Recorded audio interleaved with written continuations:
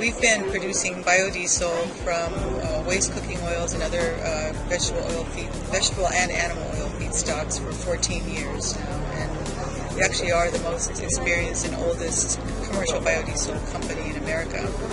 So we've got a lot of background in it, and we've got a lot of experience in all aspects, from picking up used cooking oil to working with farmers who are growing crops, to production of fuel from that oil, to actual delivery and distribution of the fuel.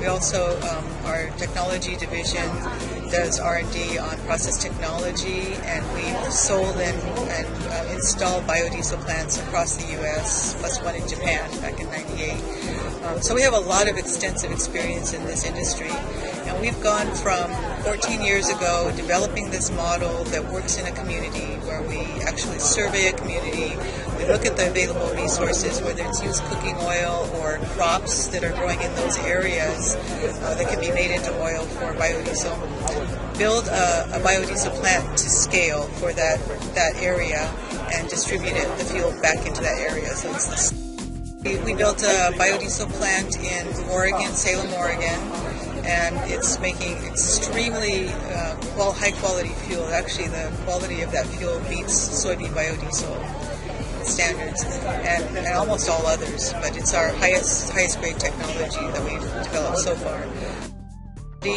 And we've seen over the last year or two, with the economic downturn, we've seen a lot of large single-source biodiesel plants either go out of production or go bankrupt. Those models are built on 50 to 100 million gallons of fuel that the feedstock has to be brought in from somewhere. Some of those models were based on importing oil from someplace like Indonesia. The Pacific Northwest is starting to realize where there's a lot of farming. How are we going to tie this into supporting our farmers?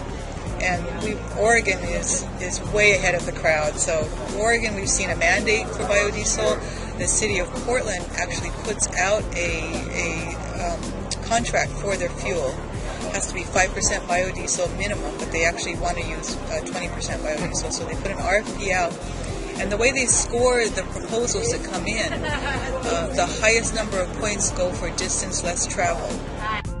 Look at the local community-based businesses that are bringing economic development to their communities, that are environmentally more sound because they're not using a lot of energy to import and export their products outside of the community, never mind outside of the state.